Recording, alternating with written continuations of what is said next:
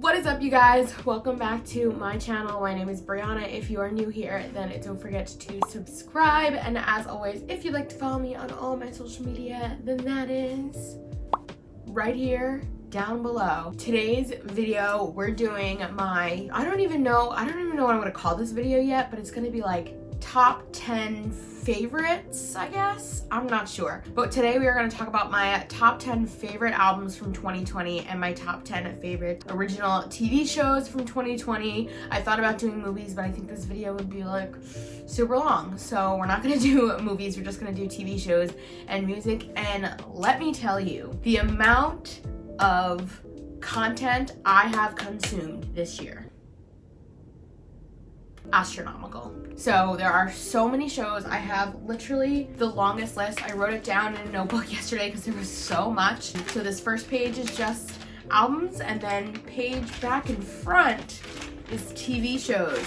So I will be talking about my top 10 favorites, like I said, and then we will have some honorable mentions that I will show you. So I guess without further ado, if you're interested in seeing my favorite albums from 2020 and my favorite TV shows, then keep watching. Okay, so we're gonna start off with my top 10 favorite albums. We're gonna start with the music first. I have a bunch of albums here, but we're gonna count backwards from 10 to my favorite album released this year. So these are all albums that have been released between January 1st of 2020 and today, which is December 14th, 2020, when we're filming this. So let's hope there's no other albums released within the next 15 days for the rest of the year, or I'm gonna be missing an album. I doubt it though. Okay, starting off with album number 10 is Bridges by Mickey Guyton. I think this is a great first album for her. I think it's for her first album. I discovered Mickey Guyton this year. I feel like, ooh, wow, just getting started. I feel like she just broke into the scene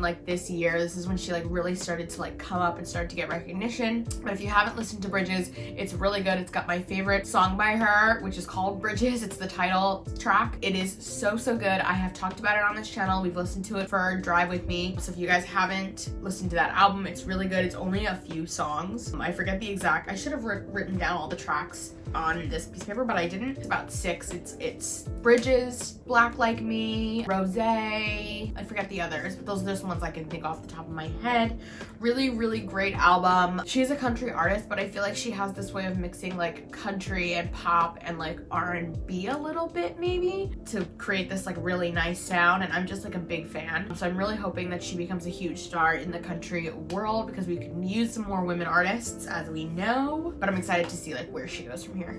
The next one is called 321 by Lennon and Stella. I was a big fan of this album. I had been waiting forever for her to release finally a debut album. She had released, I think it was an EP, maybe a year or two ago. And it was a nice little tease. I don't know, it had a bunch of good songs. I was obsessed with the EP forever. And then finally the album was released and I was like, yes, I have been waiting for an album from her forever. If you guys haven't checked out Lennon and Stella, she's really good. She played, I think her name was Maddie on the show on Nashville. So I think most people know her from that. I know her from, well, that show, and also she made the not the Cup song popular, but she had a viral video with her sister many years ago, and I remember when me and my friends were into that, we learned their version of the song with the cups and the whole thing.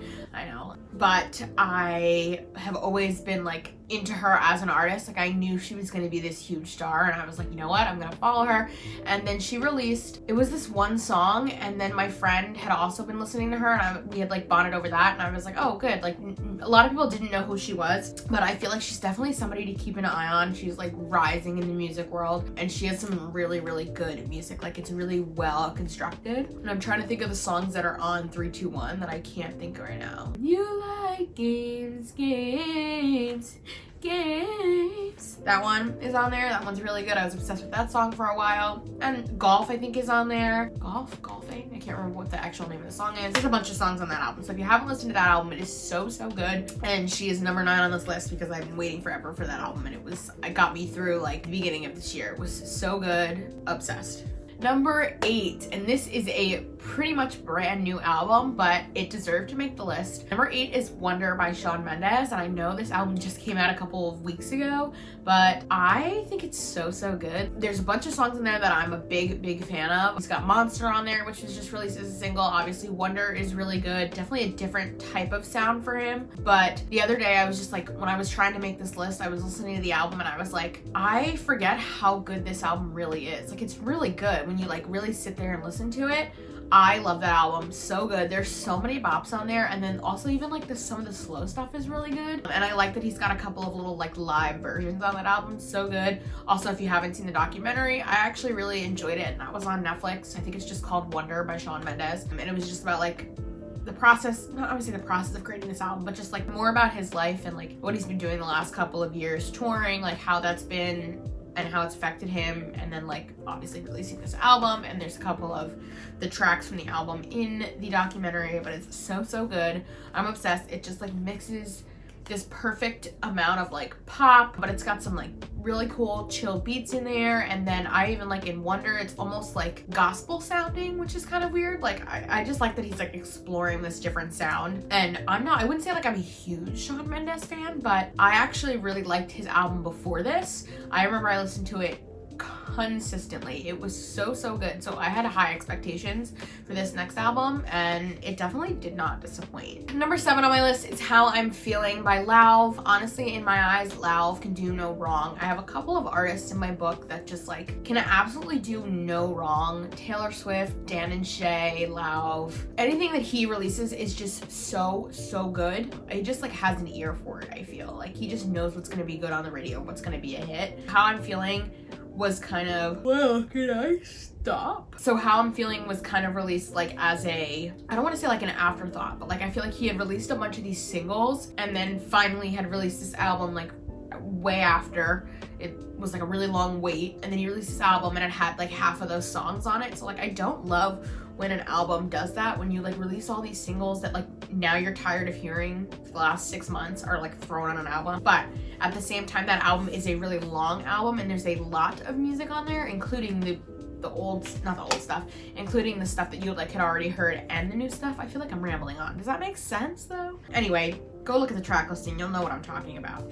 Super good album. Again, he has this ear for just like this pop, indie, not R&B, but like pop indie, I guess we'll go with. But it's like super emo at the same time, and I just feel like everything he writes about is like relatable. I really loved the song Sims. I thought that was so good. And he's got a couple of other ones. But I remember like when I found Lauv, I Like Me Better When I'm With You, I feel like I had known that song before it like had hit the radio and everybody else knew it. So I have been a fan of his for a while. And Parish in the Rain, it's not on this album, I know, but that is like one of my all-time favorite songs. I don't know why. It is just like an earworm. So to me, anything he puts out is just like gold, you know? But anyway, I just love that album. Really good. If you haven't checked out How I'm Feeling by Lauv, super good, super relatable. Honestly, just like put it on when you're like chilling and relaxing, you know, when you're looking for a vibe. I think that's what it is. Like when I want to just like look for a vibe or vibe out, that's who I'm gonna put on is Lauv. Number 6 is Love Goes by Sam Smith. I feel like he's also another one that like everything he puts out, like I'm a pretty big fan of. He's got a couple of songs here and there that I didn't love, like the one with Demi Lovato. I didn't love that one, and I know it's on this album, but it wasn't one that I just like felt like I could listen to consistently. But the rest of the album is so good. It's the same thing with Sam Smith, like I said with Shawn Mendes, that Shawn Mendes' album before this was so good. Sam Smith's album before Love Goes was so good, and I have been a huge fan of him since the first, I think it's what is Darkest Hour? In the Lonely Hour. Got it. In the Lonely Hour, it's called. His first album. I was a huge fan of that album. I remember listening to it so much. Like I listened to it for months and never got tired of it. And then he released his long-awaited second album, and that was big for me because I was like, I just needed more music from him. And that album, I literally listened to it over and over again. Same thing. I was so obsessed. I was more obsessed with the second album than I was his first album, which tells you something. And then he released Love Goes only a couple weeks ago, but I really like it. I love all the songs on it. He's got some slow ones. He's got some bops.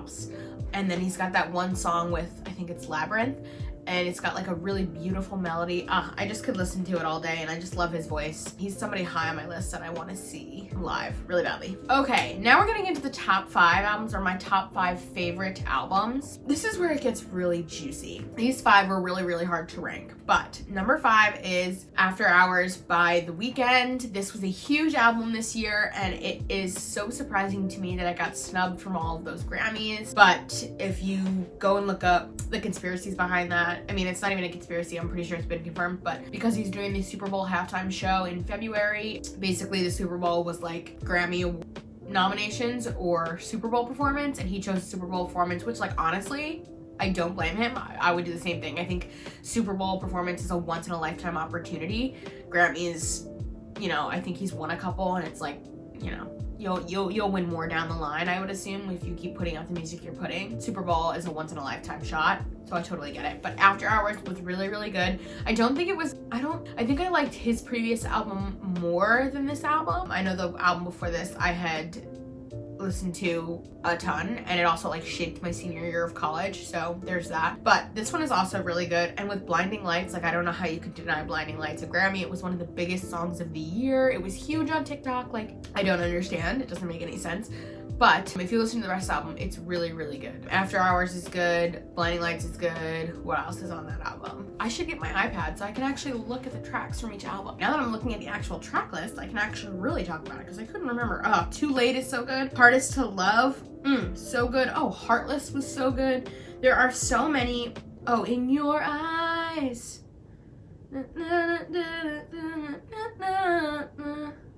Beside you.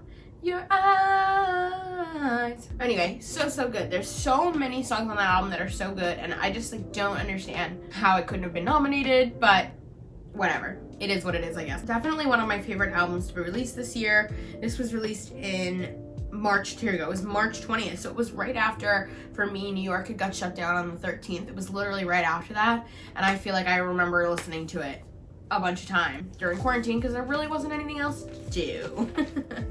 That's the thing. That's why I feel like I wanted to make this video too, is because of quarantine, that I have consumed so much content this year, and I have watched so many shows and listened to so much music because I've been so bored. Anyway, number 4, which could be kind of controversial, but number 4 is Rare by Selena Gomez. This was the first album that was released this year for me that like I was into. Very beginning of January. I loved this album so much. I feel like I have distinct memories of listening to this album on the way to work and just like bopping out to it. It is so good. I don't know what I expected from Selena Gomez, but I didn't expect it to be such a bop. It really was so good. Rare, great start. Dance Again, love it. Look at Her Now is such a bop. It's so underrated. It's so good. I just feel like it's such a like come up song, you know what I mean? Like Look at Her Now, like she's thriving. So good. Lose You to Love Me, which like wasn't one of my favorites, a little depressing, but like fine, really good. Vulnerable, good. Ring was so good. One of my personal favorites, Crowded Room. Baby, it's just me and you. Baby, it's just me and you. Just two. So good. Big fan. And then she released, like, it is a deluxe album. I couldn't remember exactly, but yes, it is a deluxe album. And on that deluxe album, she releases Boyfriend.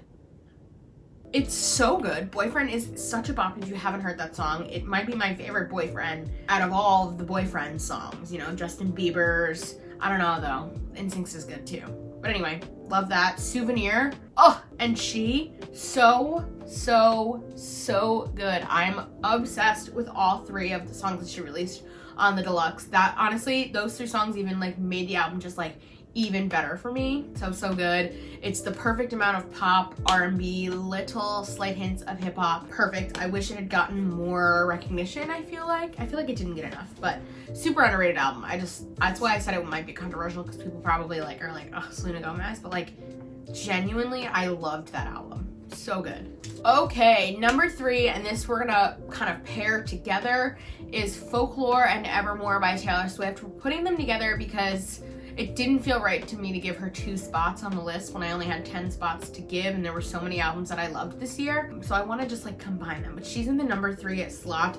I love Taylor Swift. She's again one of those people that just like whatever she releases, I'm going to love. She just like can do no wrong in my eyes. But Folklore was so different than anything she had released before, and it's just the perfect like pop indie acoustic vibes. Perfect for the time she released it. She released it in July, right as we were like, you know, mounting on the fall season, but as we went into September, it just became the perfect like September, October, November vibe.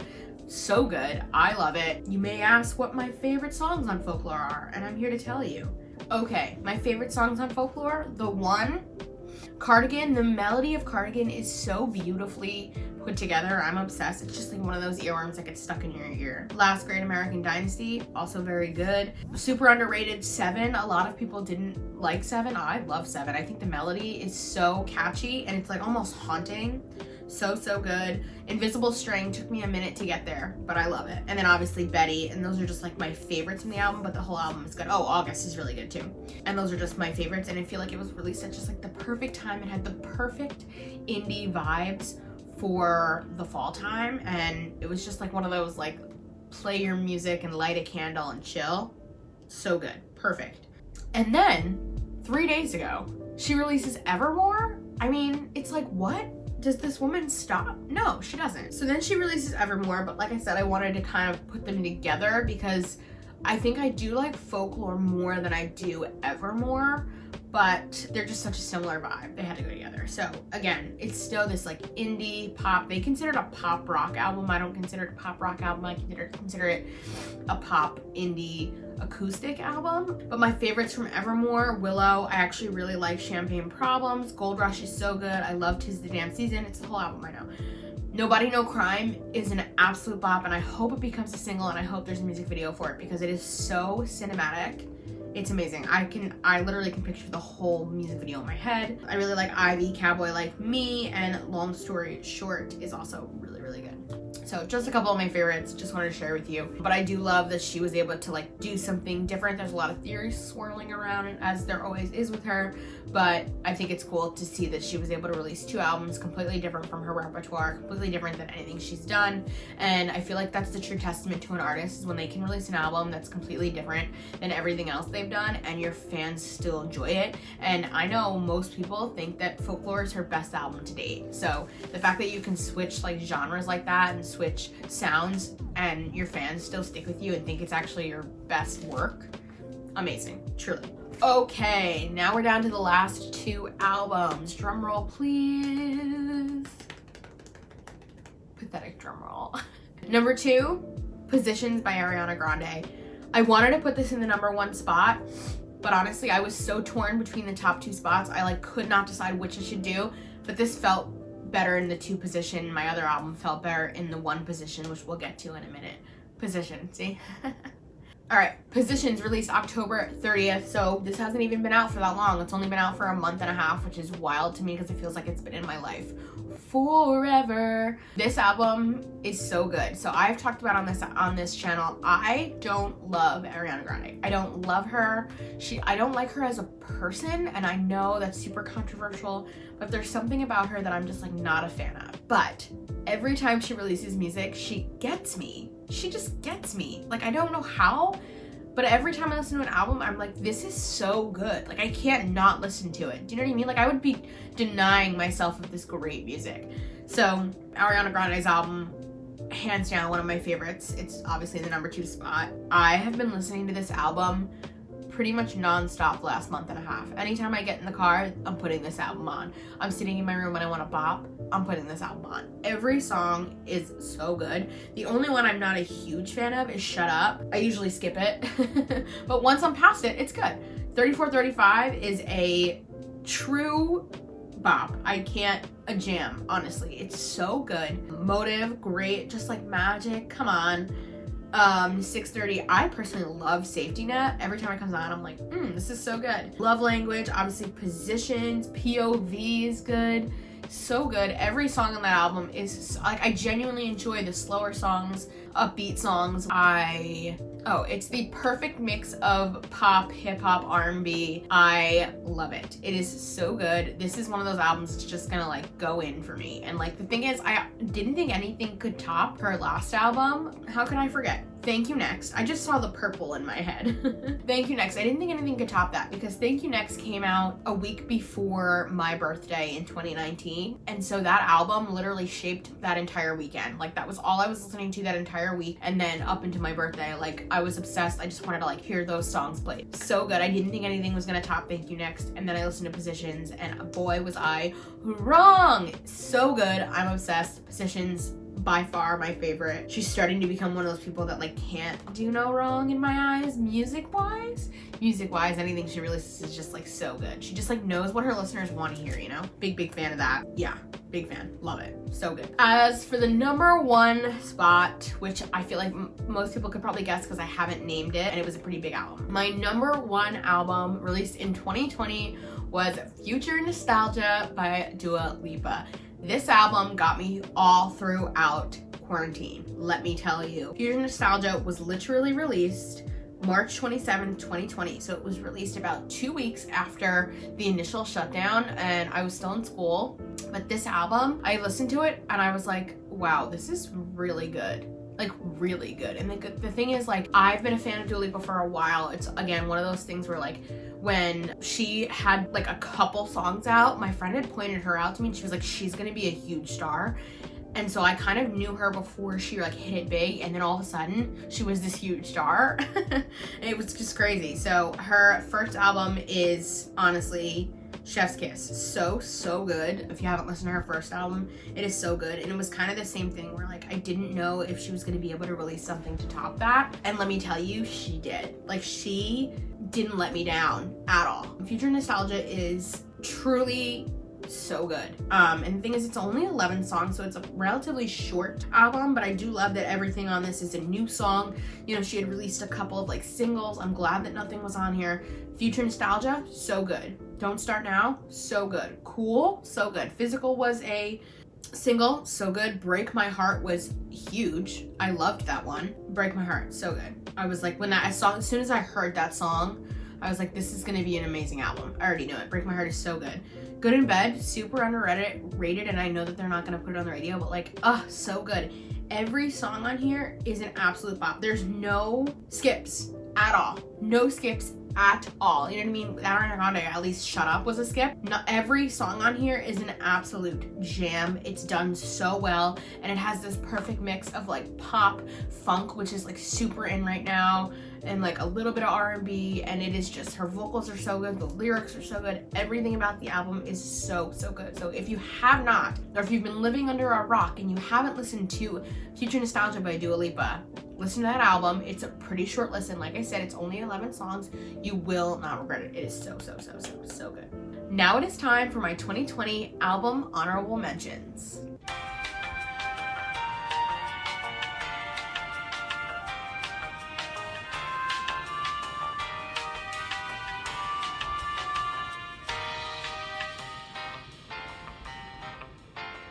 Those were all albums that I really loved this year, but just didn't make it into my top 10. They were albums that I enjoyed listening to, but just weren't my favorites. So there you go. Next, we're gonna talk about my top 10 favorite TV shows that I watched this year. And these are all TV shows that came out in 2020. And we are gonna start with number 10. Number 10 is Spinning Out, which you can find on Netflix. This show is so good, so underrated, and I cannot believe more people weren't talking about it. If you're into dancing, ice skating, this is the show for you. It is about a competitive ice skater who kind of had an accident a couple years ago, and she's learning how to like get back into herself, and she's learning to cope with that. So she's got a little bit of PTSD, and then on top of that has some other mental health issues, and some other mental health issues lie in her family members. And it's all about the mental health and also how mental health is perceived in the Olympic world, I guess, or even the just like competitive sports world. You know, she's a competitive ice skater. So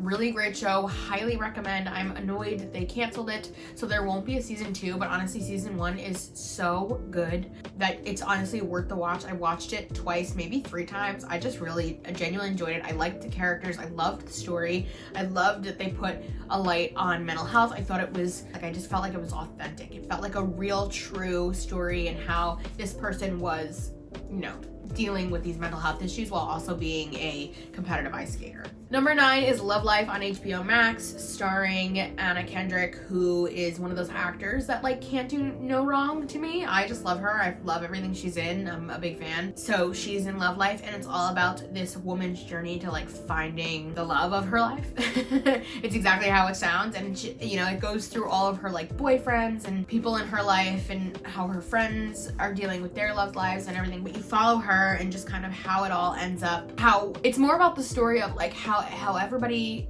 you meet leads you to the perfect person. Does that make sense? Something like that. Yeah. Anyway, really, really good. I think it's like a comedy drama, I guess. A dramedy, if you will. I really enjoyed it. It was one of my favorite shows that I watched this year. Big fan. I hope we get a second season. Don't know if we will. I feel like it was really popular, so I feel like we might.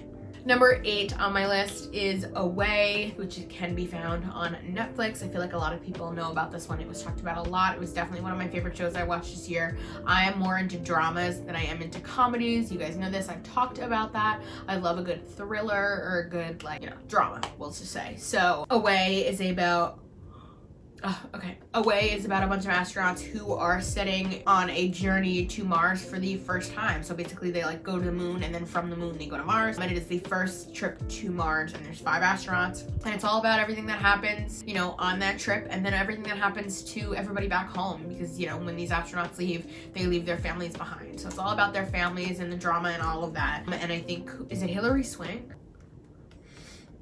It's Hilary Swank, right? I think it's Hilary Swank. I get her and Jennifer Garner confused. Why? I don't know. But I'm pretty sure it's Hilary Swank. She's the lead astronaut, we'll say, and her family is in the spotlight and kind of like what they're dealing with and all of that. And it is honestly such a ride, such a trip. I'm interested in space travel, so this was really interesting for me. Not like I want to do any space traveling, I'm just saying like I think it's an interesting topic. So it was really interesting for me to watch, and I just love like learning about like that kind of stuff, and that like how would we get to Mars and like all that. So they do kind of talk about that. And then they talk about the backstories of all the astronauts, but really good family friendly, I feel like, show. I enjoyed it, but then Netflix decided to cancel it, so there won't be a second season, and I'm annoyed. I would have loved a second season. We could have seen, you know, what happens to them after obviously season 1, but again, really great show. If you haven't seen it, it's a good watch. Number 7.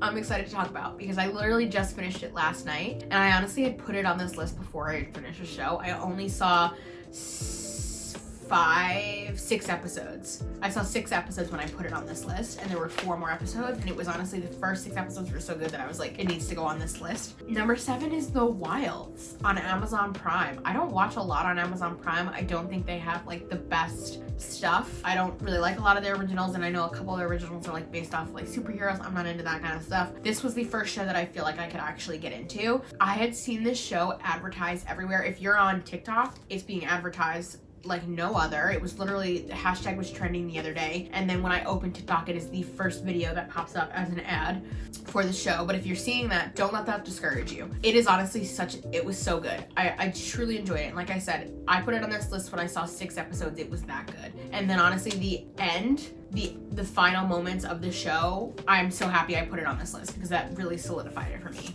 Even though I was already confident in it, I just really enjoyed it. Basically, it is about these, I think it's 9 girls. I could be wrong. I can't remember the number. I think it's 9 girls who are supposed to be going on this retreat to Hawaii, but their plane crashes. They don't know where. And then obviously it's all about figuring out how to survive and how to get rescued. Really, really good. But at the same time, it's also like not everything is what it seems. And I know you're probably like, oh, well, that's like basically Lost. It's different than Lost though. Like it's different than Lost. And the cool thing is that it's all females. So it's all about like the female dynamic too. So that's a little hint into it, but it's more than what you think it is, but I don't want to give it away. So definitely go watch. And then, like I said, the final moments were, oh, so good. One of my favorite shows I've watched, and I literally finished it yesterday. It's crazy. I binged it in a day and a half. Wow, loved it. So good. Number 6, Unorthodox on Netflix. A lot of people talked about this. It is as good as they say. It was something that I didn't think I was gonna get into. When I saw it pop up on Netflix as like a recommended, I was like, oh, I don't know.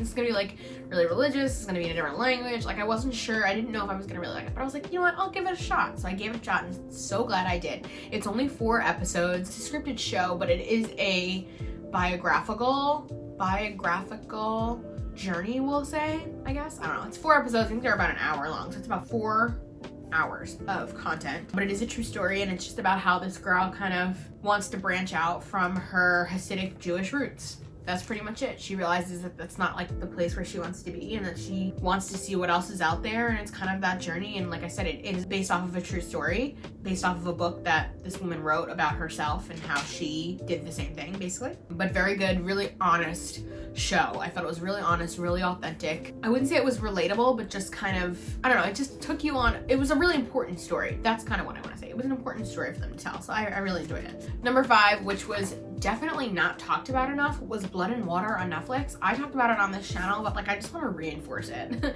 It was so good. It was a South African show, but because it's set in South Africa, guess what? They speak English in South Africa. So the show is, you know, it's set in South Africa, but they speak English and they have British accents because the British used to rule South Africa at one point. But so good, and it's basically about this girl whose sister went missing when she was younger, and it's all about the hunt for looking for her sister. And all of a sudden she's at this new private school, and she meets this girl who she thinks could be her missing sister, and everything that goes along with that, all of the drama and, you know, stuff like that. And again, like a thriller. It's like a pretty good thriller, and by thriller I just mean like keeps you on the edge of your seat, like you want to know what happens next, and that's where I'm at. I want a show that keeps me intrigued, and this one did.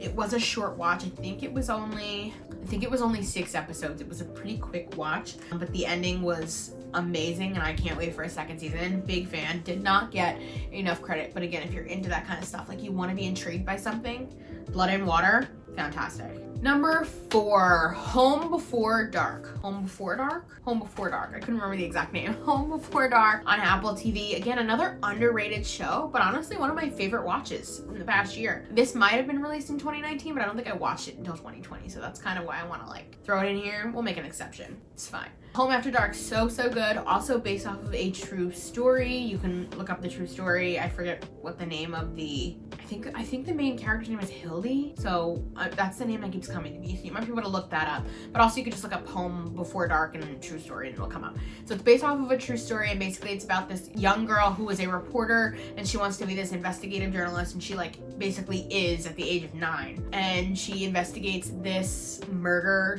/ case in her town. Her dad is also an investigative reporter, and she's like trying to be like him and all that. So it's really good. I thought it was done really well. It is a scripted show, but again, it's the same thing. It was like kind of a thriller. It kept me on the edge of my seat. It kept me guessing, and then the ending, I was like, whoa, what? And that's what does it for me, is that I want the ending to be like, wait, what? And now I'm excited for a second season, and I'm pretty sure there will be one. I think Apple TV has a second season for all of their shows, but really enjoyed it. So if you're looking for something a little bit more thriller, drama type, I feel like it was pretty family friendly because it does surround a kid, so it didn't seem like, I don't remember any like cursing or violence or anything like that, but very good. So good. Loved it. Number 3, which I've talked about on this channel before as well, is Unsolved Mysteries on Netflix. You guys know I'm obsessed with this show. We had volume 1 in, I think it was May, and then volume 2 just came out a couple months ago. I think it was in October. So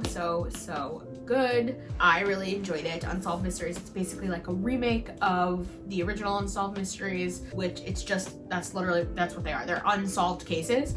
So it's a docu-series, and it's genuinely so good. And the thing is, you go in watching knowing that it's an unsolved case, but at the end, once you see all of the stories and all of the episodes, at the end you're like, wait, it's still unsolved?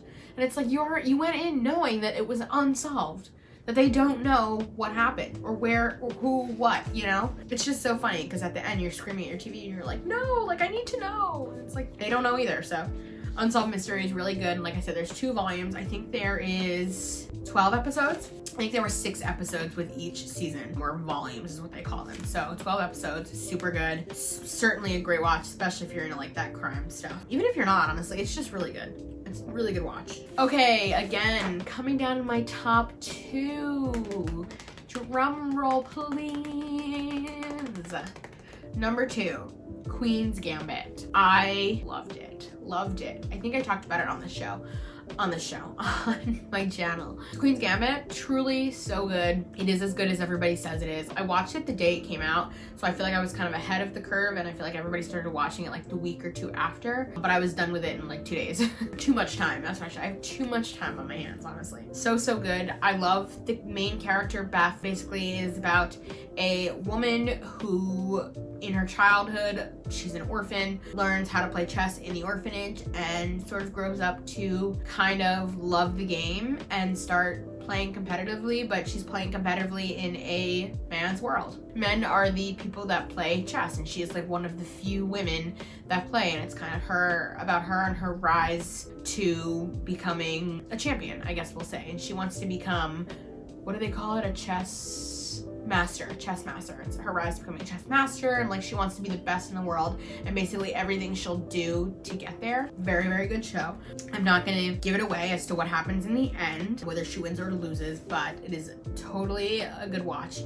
I appreciated it. I loved it. And it's funny because right before that show came out, I had said that I wanted to learn how to play chess, and then the show came out and it like solidified it for me. So now I really want to learn. I still don't know how to play, but I'm gonna teach myself, definitely. So Queen's Gambit, it is as good as everybody says it is. Don't let the name throw you off, because I almost did. I was almost like, oh, the Queen's Gambit, that sounds so weird. I thought it was going to be like set in 1700 England. Like that's what it sounds like, but don't let it throw you off. Queen's Gambit is literally just a chess move. It's a strategy, and they do explain that in the show, but don't let the name throw you off. It should be called something else, but good show.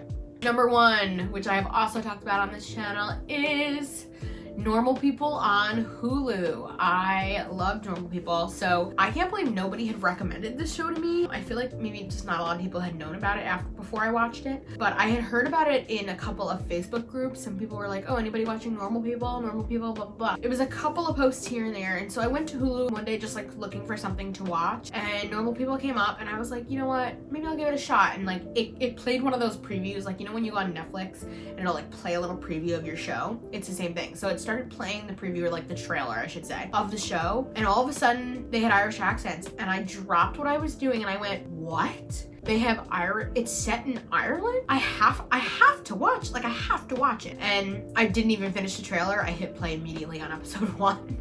So it was so good. Basically it is about these two, we'll say high school students, and the journey of about maybe like 5 years or so, and kind of how their relationship progresses between high school and the end of college, and just seeing how these two people evolve and become adults and live their lives, but also like trying to be in a relationship with each other. We'll talk about, I don't know, it's very real, very raw, very honest, very authentic. It is set in Ireland, and it was on BBC, so they have a little bit more free range. I think like HBO nudity.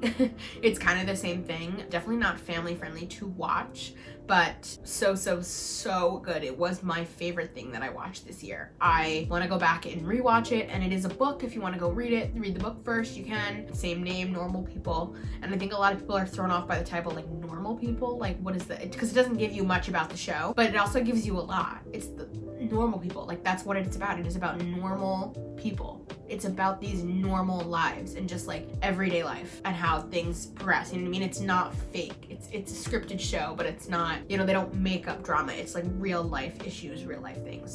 So good. My favorite show this year. Highly recommend if you haven't seen it. And it is drama. So there you go. All right. And here are my 2020 TV series honorable mentions.